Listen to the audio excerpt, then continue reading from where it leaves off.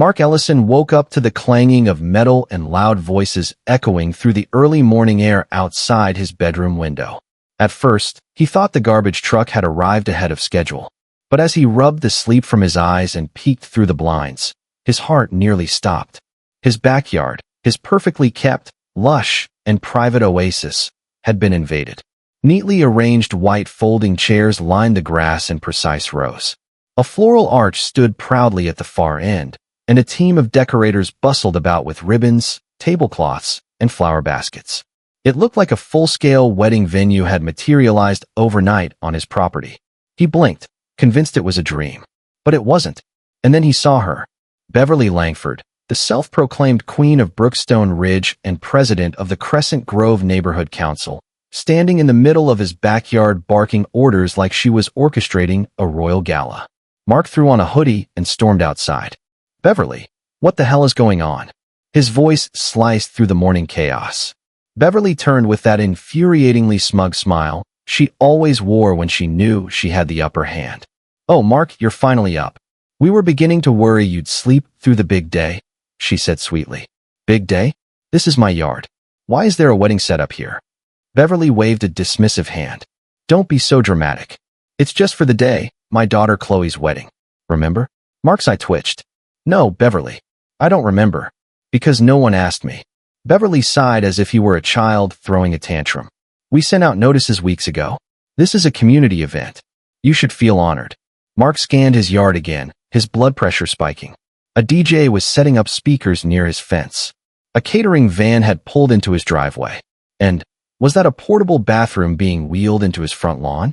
"I don't care what notices you think you sent. I never agreed to this. Get this stuff out of my yard. Now." Beverly's smile turned icy. "Oh, Mark, must you be difficult? Do you really want to be the only person in the neighborhood who ruins my daughter's special day?" Mark clenched his fists. "I don't give a damn about her special day. This is trespassing." Beverly raised a hand, cutting him off. "Actually, under Crescent Grove regulations, community events can be held in any space deemed suitable by the board. And guess what? We deemed your yard suitable." Mark's stomach turned. Beverly and her HOA loyalists had pulled a lot of stunts before, but this was insanity. "You can't just—" "Oh, but we can," Beverly said, with faux sweetness. "And unless you want to rack up fines for unsightly landscaping, unauthorized structural changes, and parking violations, I suggest you be a good neighbor."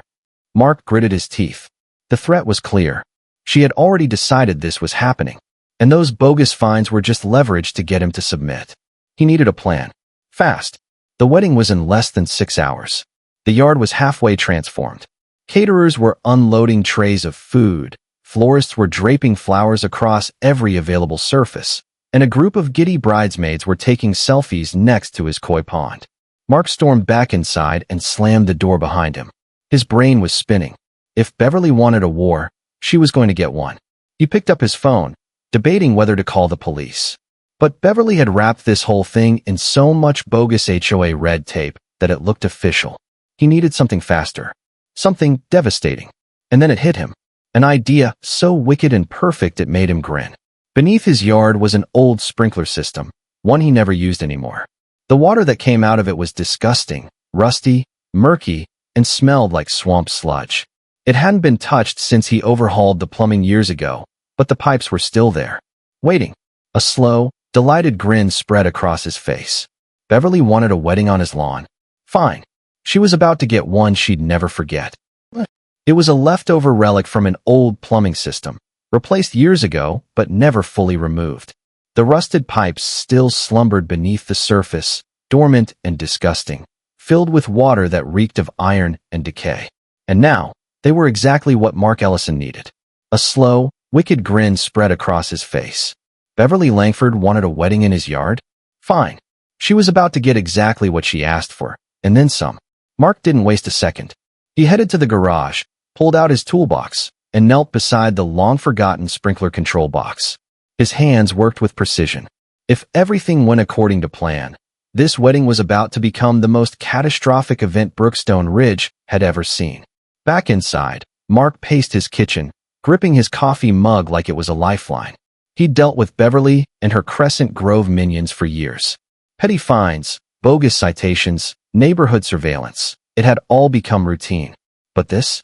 Turning his backyard into a full-blown wedding venue without his consent? This was war.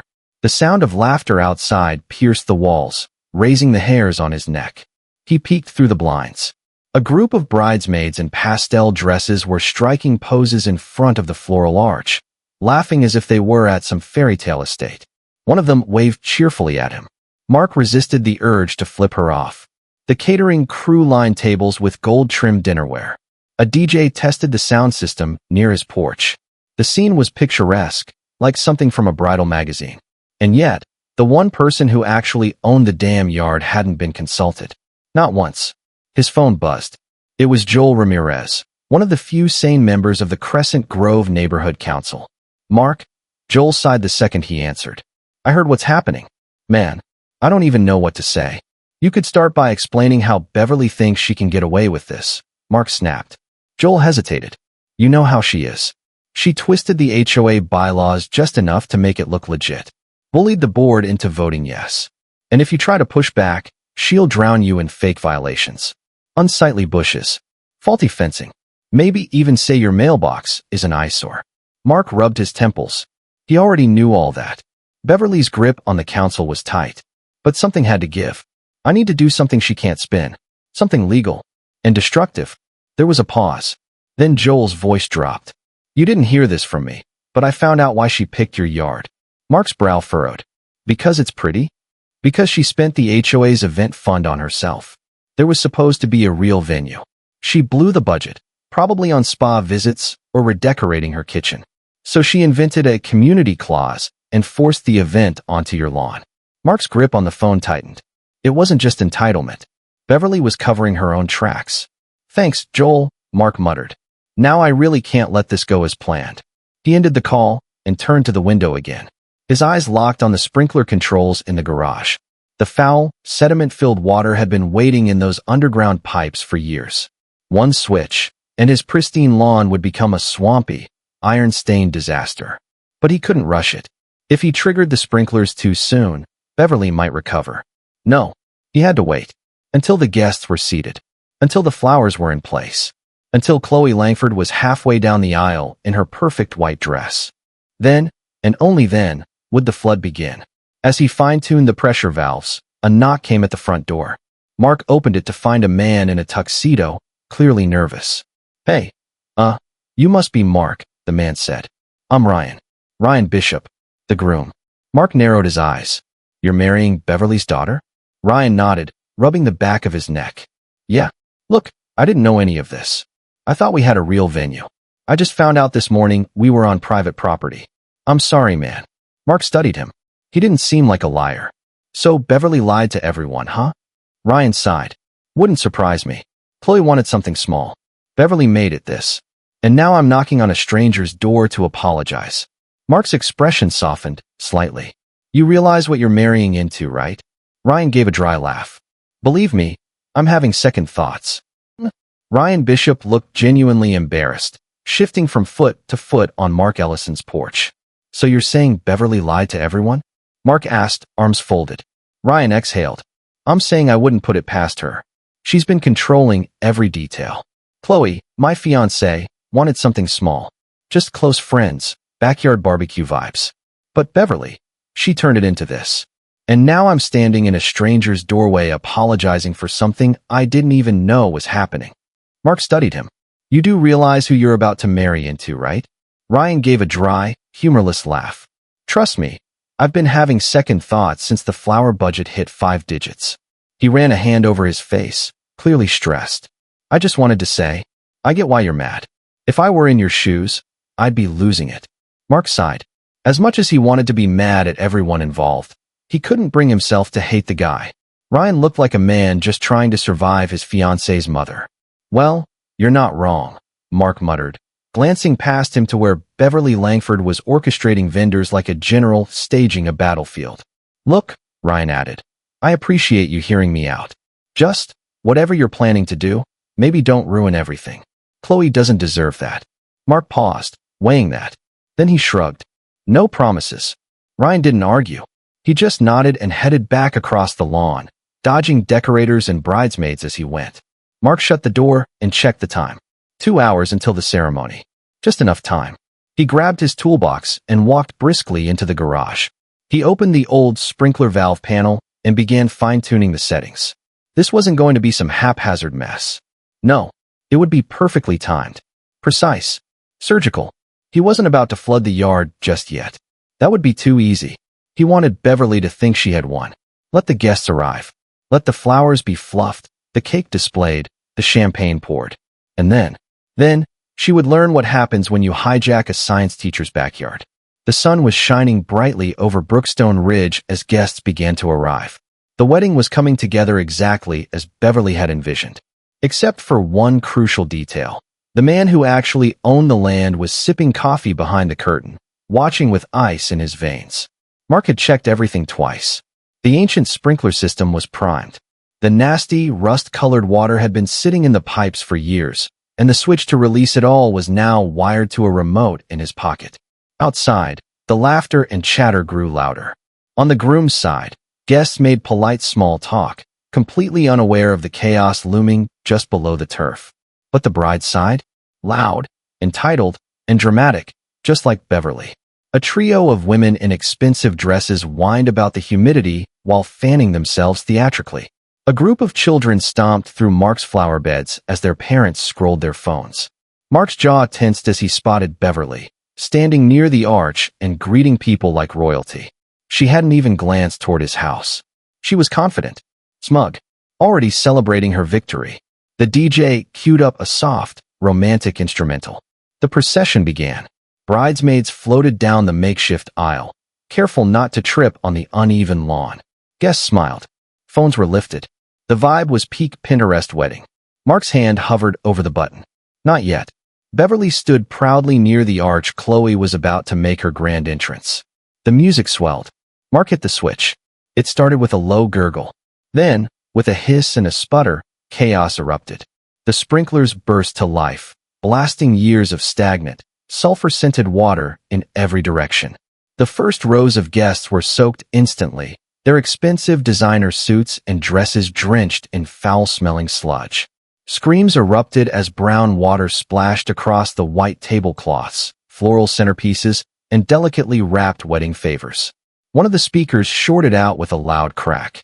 The cake, a towering 3-tier masterpiece, was caught in the spray and collapsed in on itself with a wet splat. And this was just the beginning.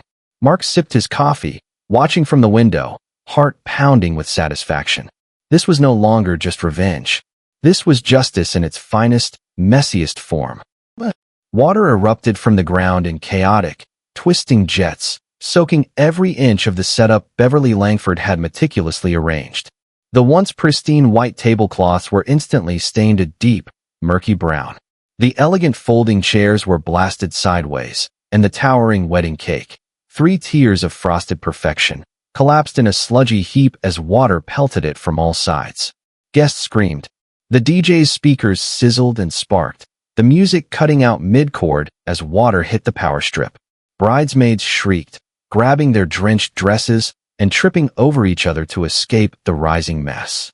Elderly guests clung to each other, slipping in the quickly forming mud. The white fabric aisle had become a bog, and the flower petals scattered across it were now soggy pulp. And then came the bride.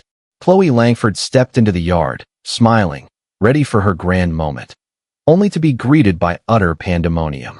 Her satin gown, moments ago a gleaming symbol of elegance, instantly turned into a canvas for disaster as she stepped into a puddle of foul-smelling water.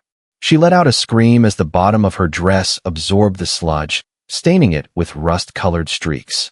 Mark Ellison stood calmly at his window, sipping his coffee like it was the season finale of his favorite drama. But the real entertainment was just beginning. Beverly's face twisted from joy to panic in a heartbeat. She stomped through the mud, nearly falling as her designer heels slipped on the soaked grass. Her hands flailed, desperately scanning for the source of the disaster. Her gaze locked onto Mark's porch. Mark stepped outside, arms folded, the picture of calm. "You did this," Beverly shrieked, pointing at him with a trembling, mud-speckled hand. Mark shrugged. "I don't know what you mean. Looks like a plumbing issue to me." Maybe you should have booked a real venue instead of hijacking someone's backyard. You ruined my daughter's wedding, she screeched. Did I? Mark raised an eyebrow. Last I checked, you never had permission to use my yard in the first place. Chloe, now with tears brimming in her eyes and her dress clinging like wet tissue paper, turned to her mother. Mom? What is he talking about? Beverly stammered. Sweetheart, Mark's voice cut through the tension like a blade. You didn't tell them, did you? Didn't tell your daughter that this wasn't a real venue? That you spent the HOA's event fund on yourself and then made up a rule to cover it? A collective gasp rippled through the crowd. Phones appeared, recording every second. Beverly's face went ghost white. You told me everything was arranged, Chloe said, voice trembling with anger. You said we had a beautiful outdoor venue booked. Beverly flailed. I did. I thought. You lied to me, Chloe spat. Across the yard, Ryan Bishop stepped forward, face unreadable. Wow, he muttered. This just keeps getting worse. He looked at Chloe. You knew your mom was controlling, but this? Chloe shook her head. I didn't know. I swear. Ryan rubbed his temples. I need a minute. He turned and walked away, leaving Chloe alone in the muddy wreckage. Beverly tried to rally. Everyone, just calm down. We can fix this. Let's move the ceremony inside. Mark snorted. Into my house. That's cute. Get off my property before I call the cops. Beverly's glare could have melted steel, but the battle was lost. Guests were already packing up, muttering about the disaster. Vendors looked panicked. The once elegant wedding had descended into absolute chaos. Mark watched with quiet satisfaction as Beverly's fantasy unraveled. The decorations were ruined. The guests were furious. And the truth about the HOA funds? Officially public. As the last few people fled the scene, Beverly turned to Mark one last time. You'll pay for this, she hissed. Mark smiled coolly. I think you already have. Then he turned and walked back inside, leaving Beverly standing alone in a swamp of her own making, muddy, humiliated, and completely defeated. Beverly Langford stood in the middle of Mark Ellison's backyard, her once pristine dress now splattered with thick mud. Her hair frizzed uncontrollably from the moisture hanging in the air. Around her, what had moments ago been a picture-perfect wedding setup now looked like a battlefield.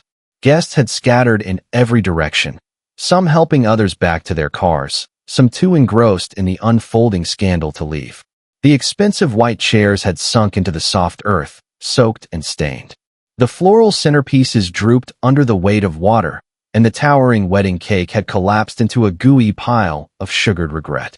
From his back porch, Mark leaned against the railing, arms crossed, watching with quiet satisfaction.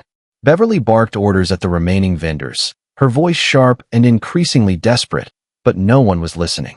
The florist team was already packing up soggy bouquets. The DJ just stared at his ruined soundboard in disbelief. Caterers, ankle-deep in muck, were arguing over who was to blame for the calamity. Chloe Langford, still standing in what had once been a flawless white wedding gown, was visibly trembling. Her mascara had run down her cheeks, and her dress clung to her legs, soaked and stained with rust-colored water. Her voice cracked as she turned to her mother. You lied to me. You said everything was taken care of. You told me this was a proper venue. Beverly turned, pasting on a smile like duct tape on a sinking ship. Sweetie, we can still salvage this. No, Mom, we can't, Chloe snapped. It's over. You ruined everything because you couldn't do things the right way. Ryan Bishop had remained silent until now. He stepped forward, exhaling deeply. You know, Chloe, I tried to overlook a lot. Your mom controlling everything, how she treated people like pawns. I kept telling myself it was just temporary. But this, he gestured toward the swamp where Mark's lawn used to be. This is madness. I don't think I can do this anymore. Chloe's eyes widened. What are you saying? I'm saying this whole disaster is a warning. I don't want to spend my life cleaning up your mother's messes. Tears welled in Chloe's eyes. You're breaking up with me, at our wedding? Ryan ran a hand through his damp hair. What wedding? There's nothing left. And honestly, this feels like the universe is screaming at me to get out while I can. A collective gasp echoed among the guests who remained, some of whom had their phones raised, recording every humiliating second. Beverly went pale. Ryan, you don't mean that. This is just stress. We can fix it. Ryan shook his head. No, Beverly. This isn't about today. This is who you are, and I can't marry into this." He turned and walked away, leaving Chloe frozen, her mouth moving soundlessly. The remaining guests exchanged glances and slowly started to back away from the wreckage. Joel Ramirez, the only HOA member Mark had any respect for, stepped forward. He cleared his throat. Beverly. We need to talk." She spun around, her patience clearly worn thin. "Not now, Joel." "Yeah, actually now? I got calls from a few of the council members. Word's getting around that you didn't have permission to host this event.